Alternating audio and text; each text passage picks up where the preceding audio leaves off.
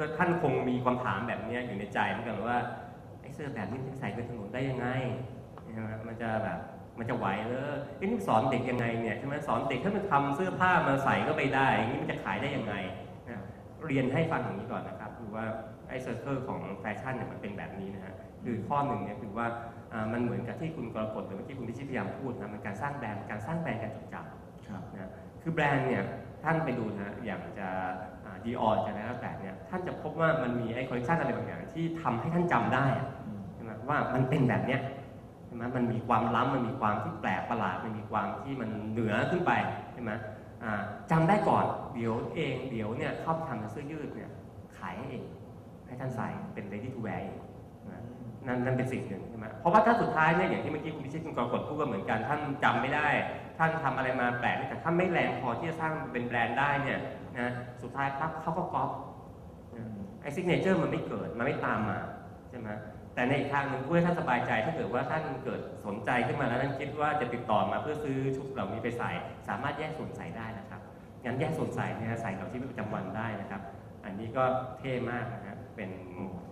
นหมอลำที่เท่อีกอันนะครับ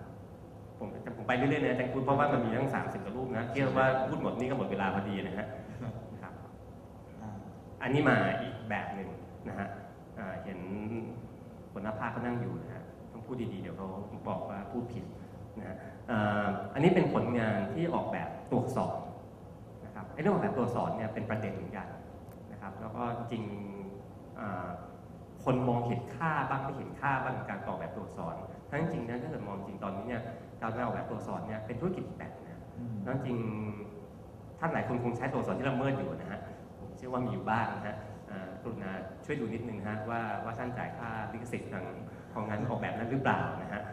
งั้นพอพูดอย่างนี้ท่านจะเห็นว่ามันเป็นโอกาสทางธุรกิจขึ้นมาทันทีผมพูดว่าท่านเริ่มละเมิดอยู่แล้วเนี่ยนะฮะแต่ตัวอักษรอันเนี้ย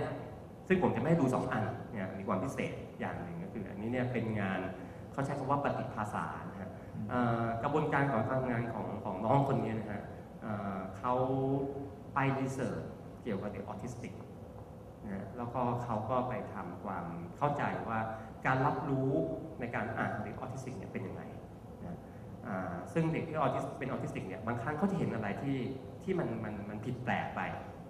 จากที่เราเห็นทำให้เขาเกิดความเข้าใจหรือว่ามันเกิดช่องทางปัญหาในการที่จะทำการเข้าใจเกี่ยวกับสื่อสารขึ้นมาได้นะเขาก็ไปทำการรีเสิร์ชต่างๆแบบนี้มานะเราก็เอาไอ้ความที่มันเกิดขึ้นตรงนี้มาใช้เป็นหลักการในการออกแบบตัวอักษรขึ้นมานะความมุ่งหมายเนี่ยไม่ได้เพื่อที่จะให้เด็กออทิสติกอ่านได้ง่ายขึ้นหรอกนะเพราะตรงนั้นมันเป็นเรื่องของการแพทย์นะแต่ความมุ่งหมายจริงๆก็คือว่าเพื่อให้พวกเราทุกคนนะฮะได้เข้าใจเด็กออทิสติกมากขึ้นเพื่อที่ให้เข้าใจว่าเนี่ยไอ้สิ่งที่เราอาจจะไม่รู้ว่าทำไมเขาเป็นแบบนี้ทำไมเป็นแบบนี้มันเป็นอย่างเนี้ยฉะนั้นตรงนี้ก็เป็นสิ่งที่เอามาใช้ครับคือเขาจะสื่ออะไรอะไรอย่างเงี้ยคือบางครั้งเนี่ยการที่เราจะอยู่ร่วมกันเนี่ยบางครั้งเราต้องเข้าใจคนที่อยู่ร่วมกับเรานะงั้นมันจะเป็นการตั้งคำถามหรือเป็นการแบ่งพรรคแบ่งพวกก็ไม่สนใจไม่รู้ว่าเป็นยังไงหรือฟังก็น่าสงสารนะแต่ไม่เคยเข้าใจจริงๆว่าจริงๆเนี่ยเขาเป็นยังไงงั้นตัวสอนตัวนี้ก็อาจจะเป็นอีกแบบหนึ่งนะซึ่งอาจจะเป็นสื่อที่ช่วยในการทำให้เกิดความเท่าเทียมหรือความที่จะอยู่ร่วมกันในสังคมได้อย่างดีนะระหว่างผู้ที่ปกติกับผู้ที่เขาอาจจะมีโรคภัยหรือมีความโชคร้ายนะในสิ่งที่เขาได้รับขึ้นมานะครับอีกอันก็แปลกแบบนะคงมีบางท่านที่มีอยู่สุพรรณนะฮะจากแถวนี้บ้างนะฮะน้องคนนี้เขาทำคือเขาเป็นคนสุพรรณนะฮะเขาเป็นสุพรรณแบบสุพรรณแท้ยังเหนื่อยอยู่เลยนะแล้วเขาก็เหนื่อยมาตั้งแต่ปี1ปี4นะฮะความเหนื่อยของเขาไม่รู้จะเป็นความสนใจในจินตนาการเขาหรือเปล่านะแต่ว่ามันก็ไม่ลดละมันก็อยู่มาจนกระทั่งถึงปี4นะฮะแล้วเราก็สนับสนุนเขานะเขาก็ได้ทำตัวอักษรขึ้นมาชุดหนึ่งเพื่อให้ออกเสียงแบบสุพรรณได้นี่มีแบบหลายท่านอ่านแล้วเริ่มออกเสียงนะฮะคือเขาบอกว่าภาษาสุพรรณเนี่ยถ้าเกิดท่านจะเป็นออริจินอลสุพรรณนะฮะน่ารักมากนะฮะท่านใดยังไม่ดูคุ้มควรไปดูซะนะฮะท่านก็จะพบว่ามันมีการควบกล้ำระหว่างวรรณยุกต์นะหรือตัวอักษรบางอย่างหรือว่าพยัญชนะบางอย่างเข้าด้วยกันแล้วก็มันมีการลากเสียงหรือมันมีการที่จะทอดเสียงหรือว่าจังหวะของเสียงที่แตกต่างไปจากภาษากรุงเทพซึ่งจริงแล้ว ถ้าเกิดว่าในสมัยก่อนเนี่ยอาจจะบอกว่าเป็นภาษาบ้านนอกนะฮะสุพรรณหรือสายพิทยาเนี่ยต้องเนิร์ดนะฮะแบบนี้แหละถึงจะไทยแท้ถึงจะออริจินอลจริงนะฮะงั้นท่านก็จะมีโอกาสได้เป็นไทยแบบทวิภพแบบมณีจันทร์นะฮะได้จากการที่ศึกษาภาษาสุพรรณได้เช่นเดียวกันนะฮะเขาก็ทำออกมาฮะแล้วก็เป็นชุดภาษาขึ้นมานะฮะแล้วก็ลองimplement มันออกมานะฮะเป็นสิ่งต่างๆนานานะฮะก็มีความน่าสนใจแล้วก็หลายคนที่ลองทดลองได้จริงลองทดลองใช้นะฮะก็สามารถจะอ่านได้จริงตามนั้นนะฮะแต่ว่าเสน่ห์อาจจะต้องรับการฝึกฝนสักเล็กน้อยนะถ้าถึงจะมีความเพราะพริ้งเหมือนกับคนสุพรรณได้นะครับอันนี้เป็นอีกอันนะฮะอันนี้เป็นนำท่านเข้าสู่ธรรมะนะฮะของนักศึกษาชื่อณัฐพงษ์ขนอมนะครับอันนี้เนี่ยท่านสามารถใช้จริงได้นะครับมันเป็นเราเรียกว่า information design นะฮะเขาบอกว่าหลายท่านนะฮะตอนเด็กๆเนี่ยเวลาเราไปทำบุญนะหลายท่านตอนนี้ก็อาจจะยังมีโอกาสนะเราไปทำบุญเนี่ยเราก็ทำอาหารตอนเช้าตื่นมาเช้าทำอาหารที่บ้านแล้วก็เตรียมไปตักบาตรพระไปต่างๆนะฮะแต่ว่าหลายท่านก็คงจะเริ่มคิดแล้ววิถีชีวิตในกรุงเทพสมัยปัจจุบันมันไม่เอื้อกับแบบนั้นเลยนะแล้วเราก็ช่างโชคดีนะฮะที่มีพ่อค้าแผงลอยได้เตรียมข้าวปลาอาหารไว้ให้เราใส่บาตรนะฮะตามแหล่งตลาดต่างๆนะฮะรวมทั้งเดี๋ยวนี้ก็เริ่มที่จะเข้าไปใกล้รถไฟฟ้าทุกทีนะฮะนักศึกษาคนนี้ก็เลยนำเสนอเส้นทางของรถไฟฟ้านะครับซึ่งคุณสามารถที่จะไปทำบุญได้นะครับก็เป็นการจัดโซนนิ่งนะฮะจริงๆไม่ได้จัดโซนนิ่งใหม่เป็นการวิเคราะห์นะฮะแล้วก็เป็นการที่จะทำให้เห็นว่าให้ information ว่าในรถไฟฟ้าเนี่ยนะฮะในกรุงเทพเนี่ยนะครับที่ท่านใช้อยู่เนี่ยสถานีไหนใกล้วัดอะไรบ้างนะครับวัดต่างๆเหล่านั้นเนี่ยมีความเชื่อมีสิ่งศักดิ์สิทธิ์อะไรบ้างนะฮะสิ่งศักดิ์สิทธิ์บางอันก็เป็นสิ่งศักดิ์สิทธิ์ทางวุฒิบางอันก็เป็นทางพราหมณ์นะฮะมี information ให้เห็นอย่างชัดเจนนะครับรวมทั้งให้เห็นว่าเมื่อท่านลงจากสถานีต่างๆเหล่านี้แล้วเนี่ยนะฮะใช้เส้นทางในการเดินกี่นาทีจะถึงวัดที่ใกล้ที่สุดนะฮะวัดที่ใกล้ที่สุดนั้นมีที่มาทางเชิงแหล่งประวัติศาสตร์เนี่ยเกิดขึ้นตั้งแต่สมัยรัตนสิโกสินตอนต้นตอนปลายหรือมาตั้งแต่สมัยอยุธยาแล้วนะฮะก็จะมีครบถ้วนแบบนี้ให้ท่านทำให้ท่านเกิดความพิรมในการที่ทำบุญได้มากขึ้นแล้วก็อย่างแน่นอนครับก็คือว่ามันอาจจะเป็นการปรับตัวนะฮะให้พวกเราเนี่ยใช้ชีวิตอย่างเร่งด่วนแบบคนกรุงเทพเนี่ยนะฮะแต่ก็ยังสามารถที่จะรักษาความประเพณีนะฮะหรือมาที่จะทำนุบำรุงพุทธศาสนาต่อไปได้นะครับอันนี้เป็นอีกแบบ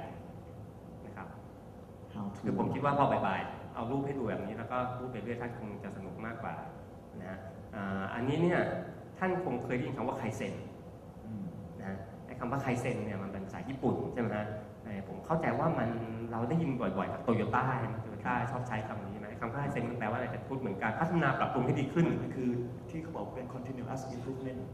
ใช่ไหมก็คือปรับปรุงให้มันดีขึ้นปรับปรุงไปตลอดเวลาไม่หยุดยั้งใช่ไหมส่วนมากจะใช้กับภาคอุตสาหกรรม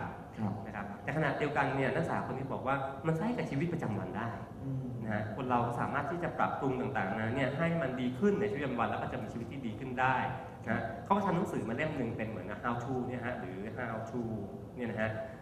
มาใช้เนี่ยนะครับทุกคนสามารถใช้หนังสือนี้ได้นะครับหนังสือนี้มันบอกวิธีการนะฮะเล็กๆน้อยๆนะฮะอย่างเช่นว่าภาพด้านบนเนี่ยเป็นภาพด้านที่บอกว่าท่านพ่อบ้านนะฮะที่มีแม่บ้านที่ทำอาหารให้ทานนะบางครั้งท่านก็โดนแม่บ้านทิ้งไปเป็นบางวันนะหรือทิ้งไปตลอดไปก็แล้วแต่เนี่ยนะท่านก็ไม่รู้ว่าเครื่องครัวอะไรอยู่ตรงไหนนะฮะมีวิธีการอย่างไรที่จะทำให้ท่านสามารถจะประยุกต์นะชีวิตของท่านเนี่ยรู้ว่าพริกอยู่ตรงนี้น้ำตาลตรงนี้เนี่ยจะได้ช่วยตัวเองได้บ้างนะฮะ Google นะฮะเวลาเสิร์ชเนี่ยก็ไม่ได้หมายความว่าจะต้องใส่แอดไปตลอดไปหรือต้องพิมพ์ยาวๆมันทำให้พิมพ์ไม่สั้นกว่านี้มันก็เสิร์ชได้นะฮะแล้วมันก็สามารถได้ผลเหมือนกันประหยัดเวลาประหยัดอะไรต่างๆได้เยอะนะครับผ้าเช็ดผมเช็ดเท้านะก็เวลาที่ใช้เนี่ยบางทีเราไปซื้อแบบสวยๆนะฮะไปร้านไม่ปรากฏนามนะฮะก็ฟูกล้องสวยนะแต่โหเวลาซักทีแต่งกูนมันลำบากนะแห้งก็แห้งยากยิ่งหน้าฝนแบบนี้เนี่ยนะเขาเสนอเอาผ้าเช็ดตัวเก่ามาใช้ก็ได้ทับ3ทับ4นะฮะแล้วก็มีวิธีการที่จะทำให้มันใช้ได้นะฮะหรือแม้แต่การคีย์บอร์ดต่างๆเนี่ยนะมีวิธีทางลัดเลาะอะไรเยอะแยะไปหมดเลยนะครับหนังสือเล่มนี้ท่านก็จะใช้มันประกอบกับว่า มันมีสติ๊กเกอร์อยู่นะฮะเมื่อตรงไหนที่มันอยู่ในชีวิตประจำวันเนี่ยท่านก็สามารถเอาสติ๊กเกอร์ตัวนั้นไปแปะได้ว่าอันเนี้ยใครเซ็นได้นะฮะมันเป็นออนหรือว่าออนใครเซ็นได้ต่างๆนานาพวกนี้ก็จะทำให้ท่านสามารถที่จะปรับปรุงหรือท่านสามารถจะมีชีวิตประจำวันเนี่ยได้อย่างพิรมย์แล้วก็อย่างสบายขึ้นหน่อยนะฮะพัฒนาขึ้นนะครับจริงๆงานส่วนใหญ่มันเกิดมาจากการวิเคราะห์จุดเล็กจุดน้อยเหมือนกันนะฮะใช่ครับใช่ครับดูการ์ตูนกันสักเล็กน้อยนะครับเป็นเด็กป้ายนะชื่อการ์ตูนที่ชื่อว่าคนพันหลังค่ำจากท้ายหมู่บ้านเด็กๆมักมารวมกลุ่มกันเพื่อฟังเรื่องเล่าของชายแก่ผู้หนึ่งชายที่มักเล่าเรื่องราวเพ้อเจ้อเพ้อฝันให้พวกเด็กๆฟังอยู่บ่อยๆครั้งนี้ก็เช่นเดียวกันเขาเล่าให้เด็กๆฟังว่าในป่า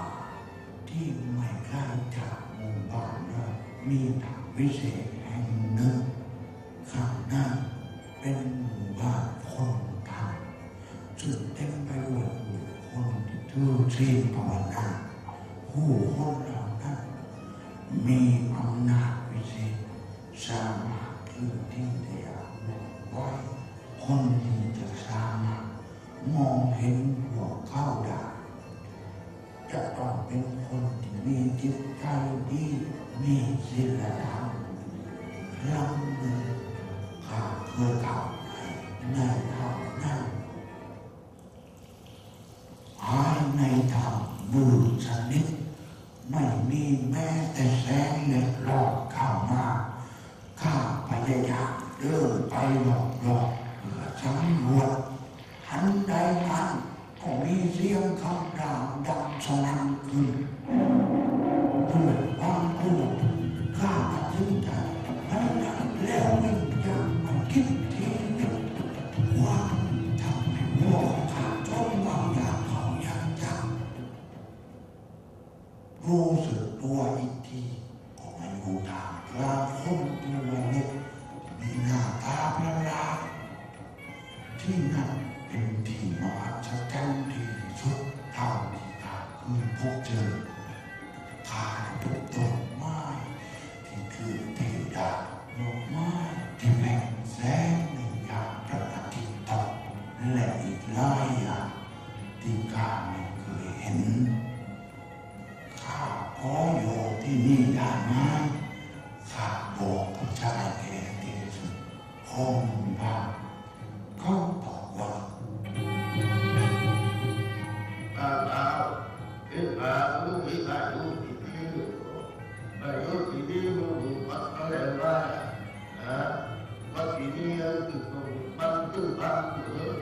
ว่าถ้าจริง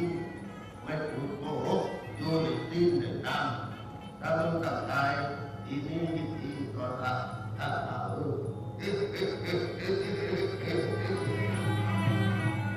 เมื่อได้ยินดังนั้นเขาจะรีบตอบตกลงทันทีไม่นานนะตัวของเขาก็หดเล็กลงหรือนี่คือสัญญาณบอกว่าเขาได้กลายเป็นส่วนหนึ่งของที่นี่แล้วจริงๆเวลาผ่านไปเขาพบรักและตกลงสร้างครอบครัวกับสาวคนทานาหนึ่งพวกเขาอยู่ด้วยกันอย่างมีความสุขอยู่มาวันหนึ่งภรรยาของข้าออกไปข้างนอกข้าจะต้องอยู่บ้านเลี้ยงลูกโดยลำพังครั้งนั้นนางออกไปงานจนทำให้ลูกร้องไห้งงข้ามุ่งปัญญาที่โอ้ไปว่าแม่กลับมาแล้วและเราอ่านโอ้ของข้าในครั้งนั้นก็ทำให้ทุกอย่างเปลี่ยนไปทุกคนในหมู่บ้านไม่ดีกับข้าเมื่อก่อนทางพากันนี้ข้าทนไม่ไหวจึงไปสารภาพกับภรรยาว่าข้าทำผิดกฎจนในที่สุดข้าถูกขับไล่ออกจากหมู่บ้าน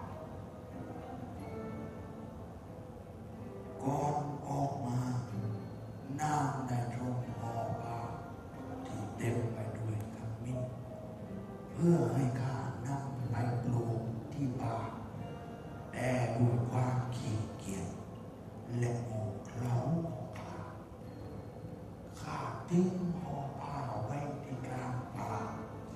และหยิบขมิ้นขึ้นมาเพียง2 ต้นพวกเจ้าต้องไม่เชื่อแน่ขมิ้น2 ต้นนั้นกลายเป็นทองคำข้ารู้สึกเสียดายอย่างมากจึงกลับเข้าไปในป่าแต่ก็ไม่เจอร่องรอยใดๆฟังเรื่องของข้าแล้วจงอย่าเอาเป็นเยี่ยงอย่างพวกเจ้าต้องเป็นคนดียึดมั่นในสัจจะวาจาหากมีจิตใจดีพวกเจ้าอาจจะได้พบกับคนท่านจะได้รู้ว่าเรื่องที่ข้าเป็นเรื่องจริง ชายผู้นั้นกล่าวกับเด็กๆที่ตั้งใจฟัง ก่อนจะไล่พวกเด็กๆกลับบ้าน เขาใช้เวลาที่เหลือนั่งทบทวนเหตุการณ์เหล่านั้น และบอกกับตัวเองว่า คนเราต้องยึดมั่นในสัจจะวาจา ถึงแม้เราอาจคิดว่ามันเป็นเรื่องเล็กน้อย แต่หากมองย้อนกลับไป ทุกอย่างมันเริ่มต้นจากสิ่งเล็กๆที่เรามองข้ามเสมอ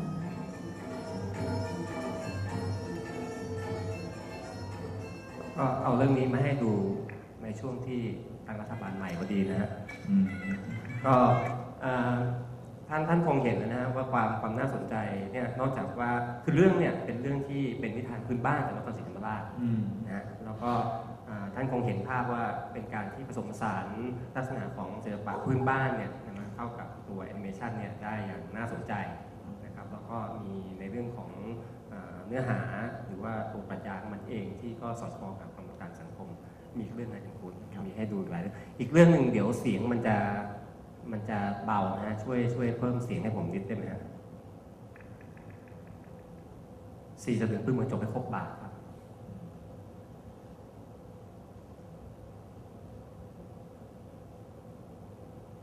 ขอเสียงเพิ่มเลยครับ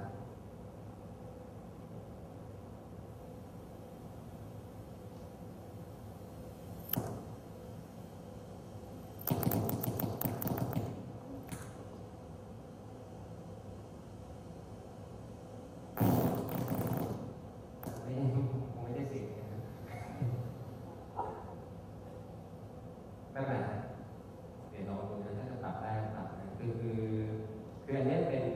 เหมือนกับตัว information graphic นะเป็น motion graphic นะฮะที่เอา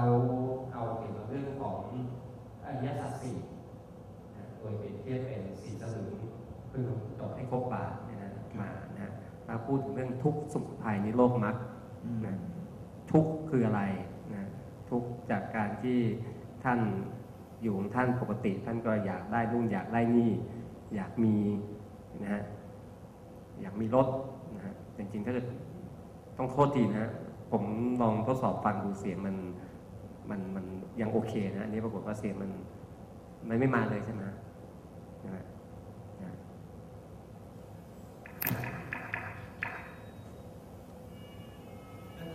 นี่ไงนี่ไง